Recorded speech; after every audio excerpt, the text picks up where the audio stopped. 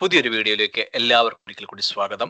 ഇന്ന് നമ്മൾ ഡിസ്കസ് ചെയ്യുന്നത് എക്സലുമായി ബന്ധപ്പെട്ടുള്ള ഒരു കമാൻഡ് ആണ്. അപ്പൊ അതിനകത്ത് നമുക്ക് ഡിഫറെന്റ് കമാൻഡ്സ് ഉണ്ട്. അപ്പൊ അതിനകത്ത് നമ്മൾ ഗ്രൂപ്പും അൺഗ്രൂപ്പും ചെയ്യാനായിട്ടുള്ള ഒരു കമാൻഡാണ് നമ്മൾ ഇന്ന് പരിചയപ്പെടുന്നത്.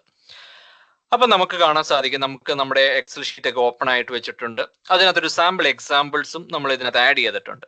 അപ്പൊ നമ്മൾ ഇതിനകത്തൊരു ഡിഫറെന്റ് ക്ലാസ്സസ്, അതായത് ഡിഫറെന്റ് ഡിവിഷൻസിലുള്ള 10A 10B 10C അങ്ങനെ ഡിഫറെന്റ് ഡിവിഷൻസിലുള്ള കുട്ടികളുടെ മാർക്ക് കാര്യങ്ങളാണ് എൻട്രി ചെയ്തിരിക്കുന്നത്.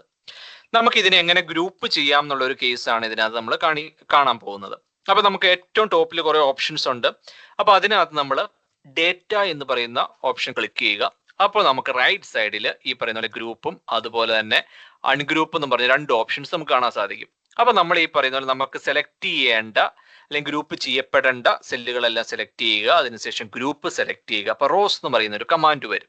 അപ്പൊ അത് കഴിഞ്ഞ് ക്ലിക്ക് ഓക്കെ കൊടുത്തു കഴിഞ്ഞാൽ നമുക്കത് കാണാൻ സാധിക്കും. നമുക്കിവിടെ കാണാൻ സാധിക്കും വലിയ ചേഞ്ചസും കാര്യങ്ങളൊന്നും ഇവിടെ ഉണ്ടായിട്ടില്ല. പക്ഷെ നിങ്ങൾ ഇവിടെ ക്ലിക്ക് ചെയ്ത് കഴിഞ്ഞാൽ നമുക്ക് ഈ പറയുന്ന പോലെ നമുക്കത് ഇത് നമുക്ക് ഗ്രൂപ്പായിട്ട് ഇങ്ങനെ മാറിയിരിക്കുന്നത് കാണാൻ സാധിക്കും. അപ്പോൾ നമ്മൾ ഇതുപോലെ തന്നെ ബാക്കിയുള്ള സെല്ലുകൾ ഒന്ന് സെലക്ട് ചെയ്യുക. ഗ്രൂപ്പ് സെലക്ട് ചെയ്തു. അടുത്തത് നമ്മൾ അതുപോലെ തന്നെ സെലക്ട് ചെയ്യുന്നു. റോസ് സെലക്ട് ചെയ്തു. അതിനുശേഷം അടുത്തതും നമ്മൾ ഗ്രൂപ്പാക്കി. അപ്പൊ നമുക്ക് ഇതെല്ലാം നമ്മൾ ഇതുപോലെ വന്നിട്ടുണ്ട്. നമുക്കപ്പം ഇതെല്ലാം ആരോസ് സെലക്ട് ചെയ്ത് കഴിഞ്ഞാൽ നമുക്ക് ഇപ്പൊ ഒന്നുമില്ല. അപ്പം നമുക്കിനി ആവശ്യമുള്ളത് ഇപ്പം വേണ്ടത് ഏതാണോ അത് സെലക്ട് ചെയ്ത് കഴിഞ്ഞാൽ നമുക്ക് അതിന്റെ മാത്രം നമുക്ക് കാണാൻ സാധിക്കും.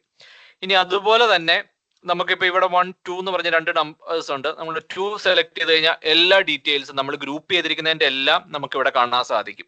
അപ്പൊ അതാണ് ഈ പറയുന്ന ഗ്രൂപ്പ് ചെയ്യുന്നതിന്റെ ഒരു ഇമ്പോർട്ടൻസ് എന്ന് പറഞ്ഞത്. അപ്പൊ നമുക്ക് ഒരുപാട് ഡേറ്റാസും കാര്യങ്ങളൊക്കെ ഉണ്ടെങ്കിൽ നമുക്ക് നല്ല പ്രൊഫഷണൽ വേയിൽ നമുക്ക് ഈ പറയുന്ന പോലെ എക്സലിൽ നമുക്ക് ഈ പറയുന്ന ഇത് ഗ്രൂപ്പ് ചെയ്യാൻ സാധിക്കും. ഇനി തിരിച്ച് നമ്മൾ ഇത് വരണമെങ്കിൽ നമുക്ക് ഈ പറയുന്ന പോലെ അൺഗ്രൂപ്പ് എന്ന് പറയുന്ന കമാൻഡ് ഉണ്ട്. അത് സെലക്ട് ചെയ്യുക. നമ്മൾ സെലക്ട് ചെയ്തേക്കുന്ന സെല്ലുകൾ അത് വീണ്ടും തിരിച്ചു വരുന്നതായിരിക്കും. അത് കഴിഞ്ഞിട്ട് വീണ്ടും നമ്മൾ സെലക്ട് ചെയ്യുക, അൺഗ്രൂപ്പ് സെലക്ട് ചെയ്യുക. അടുത്തത് നമ്മൾ അതുപോലെ തന്നെ സെലക്ട് ചെയ്യുക. തിരിച്ച് നമുക്ക് പഴയ ഒരു പൊസിഷനിലേക്ക് വരാൻ സാധിക്കും. ഇനി അതല്ല നമുക്ക് ഒറ്റ ഇതിന് തന്നെ വരണമെങ്കിൽ ഒരു ഓപ്ഷൻ ഉണ്ട്. ഇവിടെ ഗ്രൂപ്പ് ക്ലിയർ ഔട്ട്ലൈൻ എന്നും പറഞ്ഞ് കൊടുത്തു കഴിഞ്ഞാൽ ഒറ്റയടിക്ക് നമുക്ക് പഴയ ഒരു കേസിലേക്ക് വരാൻ സാധിക്കും. ഇനി അടുത്തത് നമുക്ക് ഒരു ഷോർട്ട് കട്ട് കീ ഉണ്ട്. നമുക്ക് ഈ പറയുന്ന പോലെ ഡയറക്റ്റ് ഇപ്പൊ ഡേറ്റ ഓപ്ഷനിലൊക്കെ പോയിട്ട് ചെയ്യുന്നേക്കാളും കുറച്ചുകൂടെ എളുപ്പത്തിൽ നമുക്ക് ചെയ്യാൻ സാധിക്കും.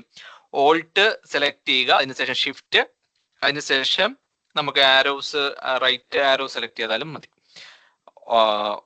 ഓൾട്ട് ഷിഫ്റ്റ് ദെൻ ആരോ. സോ നമുക്ക് അതേപോലത്തെ കമാൻഡ് തന്നെ റോസും കോളംസും എല്ലാം നമുക്ക് വരുന്നതായിരിക്കും. അപ്പൊ ആ രീതിയിൽ നമുക്ക് ഈ പറയുന്ന പോലെ ഗ്രൂപ്പ് ചെയ്യാൻ സാധിക്കും. ഇനി നമുക്ക് കോളത്തിന്റെ കേസ് ഒന്ന് നോക്കാം. നമ്മൾ ഏത് കോളമാണ് സെലക്ട് ചെയ്യുന്നത്, അതിനുശേഷം ഗ്രൂപ്പ് സെലക്ട് ചെയ്യുക, കോളംസ് സെലക്ട് ചെയ്യുക.